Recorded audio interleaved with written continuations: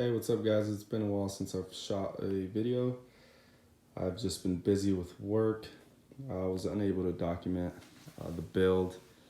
The car starts now, just the final, as you can see, just the final pieces as far as putting the panels, the bumper back on.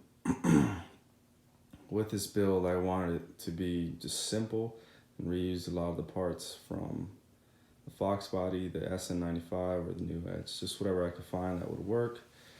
I didn't want to do too much cutting, welding, or fabricating. So here we go.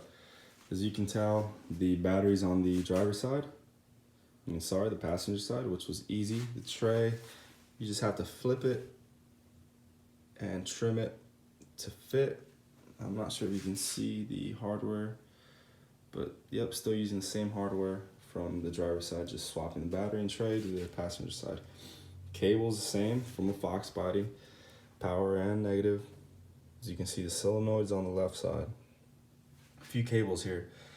You have one going to the alternator, one going to your starter. This this red wire here goes to your starter also, and then you have one that goes in the apron, which goes to your control pack. You may notice this red and blue wire here splices directly onto this green and brown wire, which goes to the control pack. So that makes things easy. If you follow the instructions on the control pack, they're super simple. Most of it's plug and play. I think it's a total of like 6 wires that you have to actually splice. Here you have your ground from your battery cable, your ground from the control pack, and ground for the engine harness. So this engine harness I had to replace because it was cut. The only wire I had to extend is this one right here. Usually that connects to the timing chain cover, front cover.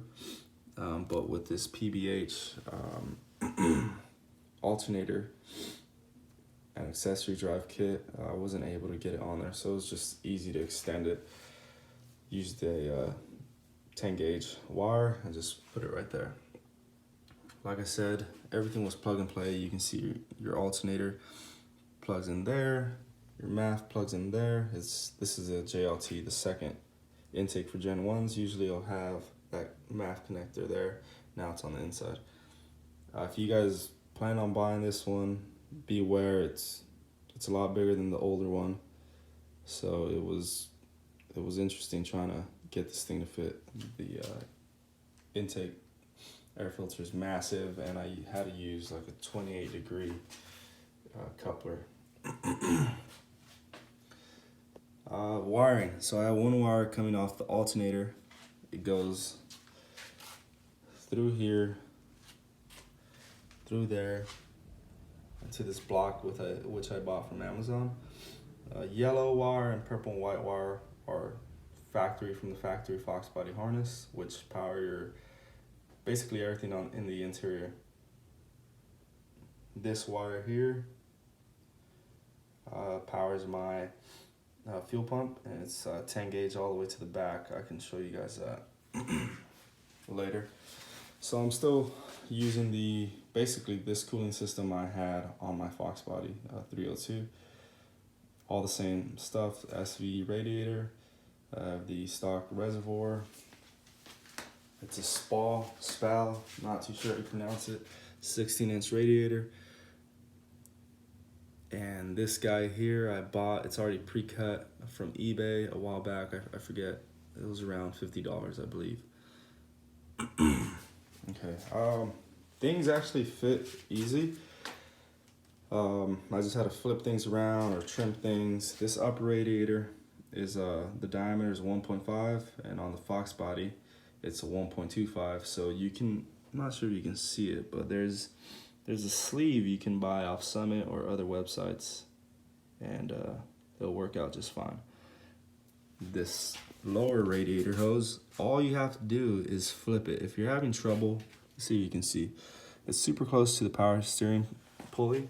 So if you're having trouble it hitting here, you just flip it. And now my whole hand basically fits there. There's no rubbing, nothing. Let's go to the control pack. Where I mounted mine is right here, using a PBH bracket that they sell. I still need to clean these wires up, tuck them. I'll probably end up zip tying them. But I chose this spot because the splash shield is gonna obviously protect it from weather and all that. Wires go back to the inside of the cab. And once again, just used my factory grommet there, and I'm happy about that. It worked out. That harness there goes to your O2s. It was just easy for me to route it through there. Yeah, I want to point out, I didn't have to cut or extend any of the harness. It just worked out for me. I know some guys have to cut, extend, but this worked out for me just fine.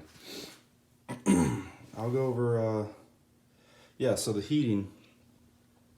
A lot of things I bought from PBH, they have these little adapters there and there, and these heater hoses are just 90-degree heater hoses that you can buy at your auto parts store. Very common. I think they're for like GMs. Very common heater hoses. I think that's 3/4 and 5/8. I've gone over fuel in my previous videos. Oil pressure, I believe I covered in a previous video, but you can use the 302 oil sending unit. It's just a 1-wire sending unit. Same deal here, using the 302 sending unit. This temp gauge is from AutoZone. It's like $6-7. It's just a 1-wire. Tapped it there onto the factory thermostat housing. It's a 1/8 MPT, and I like how that came out. It's just simple. There isn't too many reducers, or it just looks stock to me, so that's what I went with. Reservoir, using the New Edge reservoir. This bracket here is from PBH, the one they sell. You may not be able to see it, but it bolts on to the factory, the factory pickup, engine pickup. Using the reservoir off New Edge, I believe I've covered that. Also, one thing that I just found, it was kind of pricey, but I went with a LMR hose kit for the power steering. I don't have the tools to build these hoses, so I ended up just buying them off LMR. Kind of expensive, but worth it. I just wanted to get the build done and super clean. So you have these banjo bolts with hoses. It's all from LMR. It's all routed nicely. It even comes with these hoses here, which go to your cooler. There's obviously other ways of doing it. This is how I did it. So you basically, if you'd like to do it this way, you have to plug that hole there. And that piece there is also from PBH. This worked out for me. I liked it, no leaks. Using Maximum Motorsport suspension. I've also covered that in the previous video. Let's see, what else? Yeah, just simple stuff, trying to keep things clean. Clutch cable works fine. Didn't have to change much from the Fox body there. I wish I would documented the wiring, but if you're gonna do one of these builds, you have to be familiar with wiring. It's super simple, nothing crazy. TKO transmission using a BBK X pipe, BBK long tube headers. Clearance is great actually. It's not too low. It's not low at all, as you can tell. one issue is the pipe is just hitting that cross member, stifler's cross member, so I'll have to, it needs very little clearance. It doesn't make noise, but I just don't want it to be rubbing on that.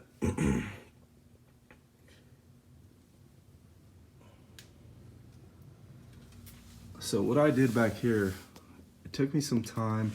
I didn't want to take the car to the shop to get welded. I just wanted to do it myself. So I basically bought a female 3-inch coupler,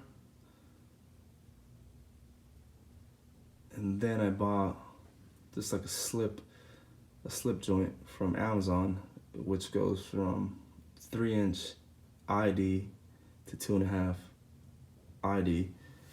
I cut so this catback is basically brand new. It maybe has 500 miles on it.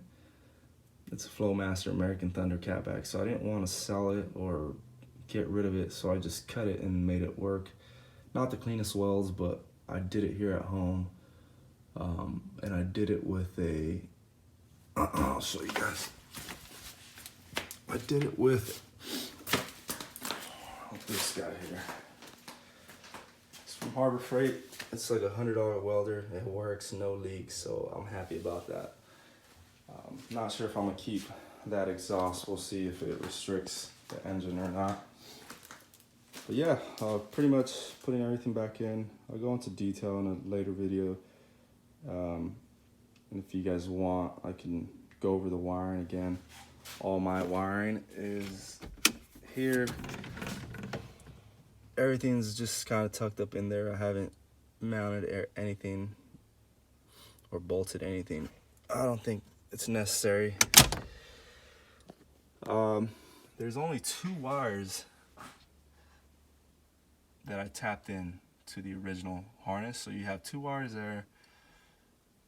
There's one more wire which I still need to figure out. It's labeled CTO, which I may use for my tack. Like I said, everything's straightforward if you follow the instructions. Let me show you guys my fuel setup. See if I can get back here.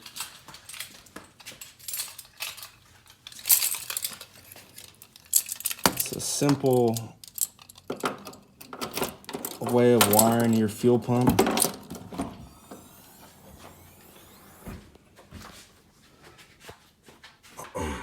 So my wiring is here. You have that red wire is coming all the way from the front. So it's 10 gauge wire coming from, let's see here, this guy goes all the way through the side of the car. At this kick panel, you can't see it obviously, but you have a, what did I put? I think I put a 30 amp relay or 30 amp fuse, or no, 30 amp circuit breaker. Then I have one wire, that same red wire, running all the way to the back, which is this 10 gauge wire here, which goes right there. This is a relay that I used. If you need that part number, it's right there. This green wire comes off your control pack. So that's coming straight from the control pack. It's long enough, it'll reach back here. I didn't have to cut, splice, anything. A lot of guys wire this to the bottom of the seat, the driver's seat. There's no need to do that. And the wire, the relay that's under the seat, the gauge is like 14 or 16, way too small. You'll end up melting it. I think it's just easier to do it this way. And then from there, if you understand how relays work, you'll have your ground for your relay and the power going to the pump. Here are all my ground cables, grounding the relay, grounding my pump, and that's just a factory location. And my harness goes down there to the fuel pump, and it's more than enough power. It easily supplies well over 14 volts while the car's running. So there's a 340 in the tank now. If I I am going to supercharge the car, so I'll need more pump eventually, and this wire and harness will be more than enough to supply that. So yeah, kind of a long-winded video, but there's a lot to cover. If you guys have any any questions, just hit me up in the comment box, and I'll try to help you guys out with what I know. Once again, thanks for watching, and I'll see you guys later.